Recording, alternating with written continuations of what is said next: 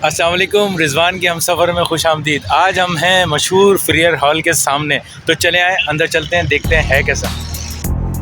इस इमारत का ताल्लुक़ सिंध में इब्तदाई जो बरतानवी नौआबादियाती दौर है उससे था।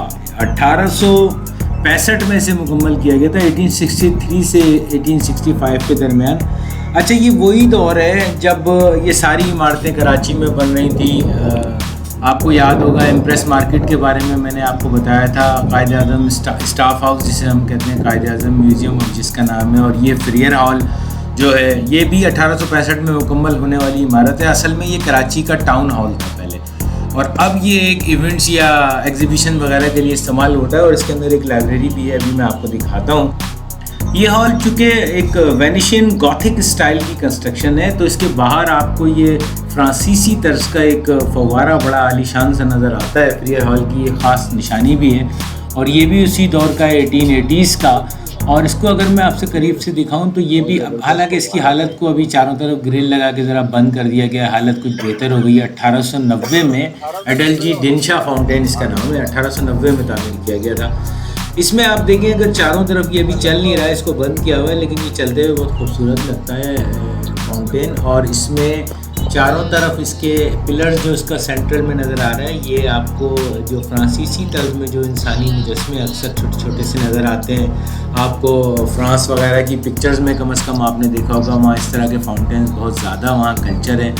और मुख्तलिफ़ जानवरों की तस्वीरें, जैसे कॉर्नर्स पे इसके एक शेर वगैरह की तस्वीरें आपको नज़र आ रही हैं। तो ये भी एक बहुत खूबसूरत और नायाब चीज़ है फ्रियर हॉल के अहाते में। ये जैसे कि मैंने आपको बताया कि फ्रियर हॉल चूँकि ये उस दौर का है जब अंग्रेज़ों की यहाँ हुकूमत थी, सदर टाउन का ये इलाका कहलाता है, जहाँ पे ये है सिविल लाइंस का बेसिकली।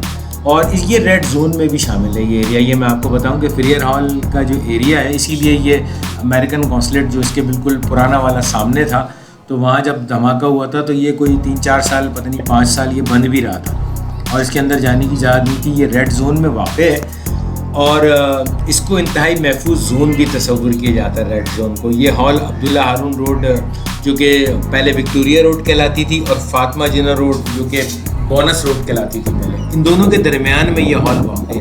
आप इसकी कंस्ट्रक्शन देख रहे हैं, ये सिंध क्लब भी इसके साथ में आता है, और इस इमारत को हेनरी सेंट क्लियर विल्किंस नाम के से एक साहब थे, आर्किटेक्ट उस ज़माने के बहुत मशहूर, उन्होंने इसको डिज़ाइन किया था। बड़ी खूबसूरत सी इसकी बाउंड्री है असल बिल्डिंग के इर्द गिर्द। और अभी मैं चलता हूँ तो जब बाउंड्री से अंदर हम दाखिल होंगे तो बिल्कुल सामने हमें एक लाइब्रेरी भी नज़र आएगी। इमारत की ज़मीन 2000 रुपये में सिर्फ बरतानवी जो हिंदुस्तानी रुपए थे उस वक्त ख़रीदी गई थी, और इन्हें एक डोनेट किया था 2 अंग्रेज़ रईस थे उन्होंने। और इसकी कुल लागत 1,80,000 रुपये थी, जिसमें से हुकूमत ने 10,000 रुपये दिए थे, और बाकी अदायगी कराची बल्दिया ने की थी। ये इसकी एक खूबसूरत शक्ल आपको नज़र आ रही है। एक बात आपको और भी मज़े की बताऊँ कि इसके इफ्तिताह के वक्त तक तामीर मुकम्मल तौर पर मुकम्मल नहीं हुई थी। काम 1863 में शुरू हुआ और अक्टूबर 1865 तक जारी रहा, लेकिन इस दौरान इसका इफ्तिताह कर दिया गया था। अब हम ये असल में लाइब्रेरी की सामने दरवाज़ा आपको नज़र आ रहा है, उस तरफ बढ़ रहे हैं। मैं कोशिश करता हूँ, ये बहुत अंदर तक हमें मूवी बनाने नहीं देंगे, वीडियो तो मना करते हैं, तो मैं ज़रा सा आपको एक झलक दिखा देता हूँ। ये अंदर बहुत बड़ी लाइब्रेरी है, उस तरफ का भी आपको दरवाज़ा नज़र आ रहा है आर पार, और ये साहब मुझे देख रहे हैं, और ये यकीनन मुझे मना ही करने आ रहे हैं, मुझे ऐसे ही लगता है। तो बहरहाल इन्होंने मना कर दिया और अब मैं बाहर आ गया हूँ। अच्छा जी, अब मैं आपको और कुछ चीज़ें बताता हूँ इसके बारे में। 1884 में सर हेनरी बार्टले एडवर्ड फ्रियर, जिनके नाम पे ये हॉल है, उनकी मौत के बाद इस इमारत का नाम रखा गया था उनके नाम पे। ये क्यों रखा गया था? इसलिए कि वैसे तो फ्रियर जो थे वो एक ब्रिटिश एडमिनिस्ट्रेटर थे, जो सिंध में जो इकोनॉमिकल डेवलपमेंट थी उसके फ़रोग़ के साथ साथ उनकी एक बड़ी ख़ास बात ये थी कि वो फ़ारसी ज़ुबान के बजाय सिंधी ज़बान को सिंध की एडमिनिस्ट्रेशन की ज़बान बनाना चाहते थे। अच्छा, तारीख़ हमें ये भी बताती है कि बेहतरीन एडमिनिस्ट्रेशन की सलाहियतों से फ़ायदा उठाने के लिए मुग़लों ने भी इसे बहुत रिवाज दिया था। आप ये देख रहे हैं कि इसमें एक हॉल में आपको नज़र आ रहा है कि Gothic style, Venetian Gothic style में तामीर किया गया है। ये तर्ज तामीर बरतानवी और मुकामी जो हमारी लोकल तर्ज तामीर है ना, उसके बहुत करीब है। मुतअद्दिद नोकीली महराबें, रेबल्ड वॉल्ट्स हैं, महराबों के एक हिस्से को कवर करते हैं। क्वार्टरली फाइल्स हैं तामीर में, जो ये सजावट का आपको इस्तेमाल नज़र आ रहा है। फ्लाइंग बट्रेस भी हैं। ये ख़ास तरह की एक महराबी कंस्ट्रक्शन को कहते हैं, जो बेसिकली क्या करती है, हवा से जो दीवार की जानिब आने वाली हवा होती है ना, उसकी ताकत को ज़रा कम करती है ताकि इमारत की स्ट्रेंथ को बढ़ाया जा सके। दीवार पर नक्शो निगार और ख़ूबसूरती से बयान करदा मोज़ाइक डिज़ाइन ये जा बजा अपने मेमारों की हुनरमंदी की गवाही देते हैं जिन्होंने इसको बनाया है। उन मैं मज़दूरों की बात कर रहा हूँ, उन मिस्त्रियों की। ये जो इधर राइट हम आप ईस्ट साइड पे आ गए, और ये जो आपको ऊपर नज़र आ रही है ना, ये सातकैन गैलरी के लिए रास्ता जा रहा है। यहाँ पे भी एक बड़ी खूबसूरत जो है ना वो सीढ़ियाँ हैं, और ये 35 फीट लगभग इसकी चौड़ाई है और तकरीबन 38 से 70 फीट लंबी है। जब आप अंदर दाखिल होते हैं तो फिर एक दरवाज़ा खुलता है और आप ऊपर गैलरी में जा सकते हैं, क्योंकि ये अभी सातकैन अवार्ड का यहाँ काम चल रहा है। मतलब उसकी सेलिब्रेशन होने वाली है सातकैन अवार्ड की, तो फ़िलहाल इसको मेंटेनेंस के लिए इन्होंने ज़रा सा बंद किया हुआ। ये अंदर जाने वाला मैं आपको रास्ता दिखा रहा हूँ, कितनी खूबसूरत पत्थर की यहाँ पे है। पाकिस्तान की आज़ादी के बाद हॉल की लाइब्रेरी का नाम तब्दील करके लियाकत नेशनल लाइब्रेरी रख दिया गया था। अच्छा, वो जो लाइब्रेरी मैं आपको दिखा रहा था ना, वो भी बहुत बड़ी किताबों का ज़ख़ीरा है। कहते हैं 70,000 से लाख तक इसमें किताबें शामिल हैं, जिसमें नायाब और हाथ से लिखे हुए मखतूतात भी मौजूद है। और ये फ्रियर हॉल की, ये जो अंदर आप जाएंगे सातकैन गैलरी में, तो यहाँ फ्रियर हॉल की छत पे सातकैन साहब की एक बहुत बड़ी पेंटिंग भी है। ये मैं आपको उसकी एक शक्ल भी दिखाता हूँ, पेंटिंग की एक तस्वीर फिर आप सातकैन के नाम से वाकिफ़ हैं।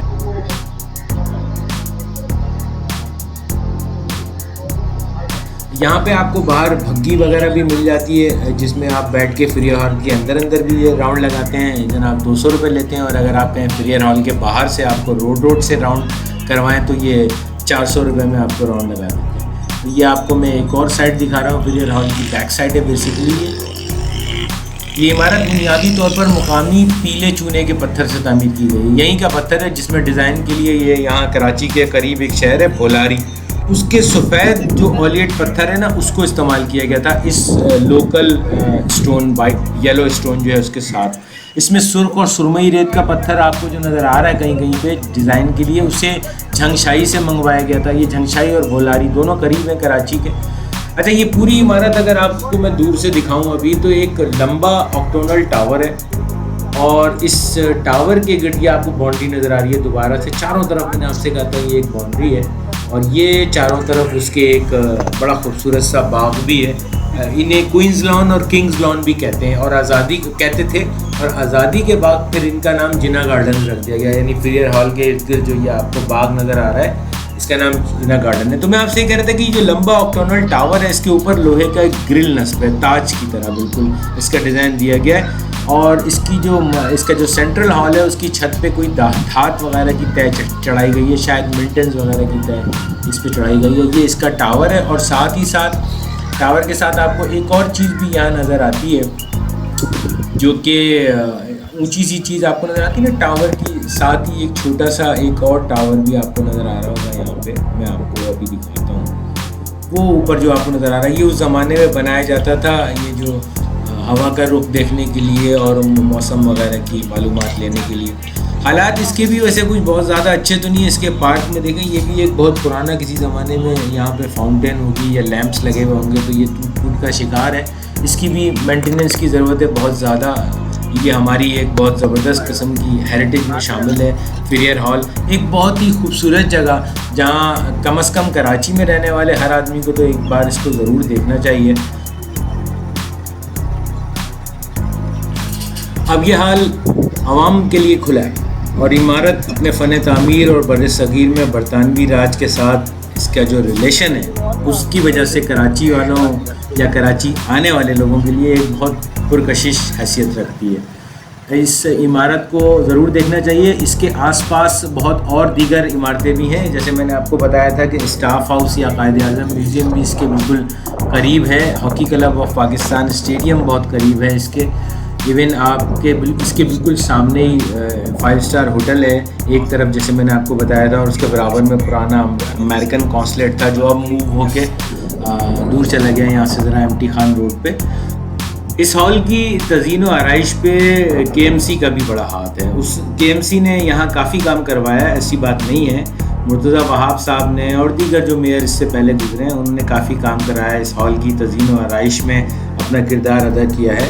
ये ताज़ा तो अभी ये ग्रिल जो लगाया है इस फाउंटेन को ज़रा महफूज करने के लिए, तो ये भी आप सामने इसके साथ में जो तख्ती नस्ब है वो भी आपने अभी देखी।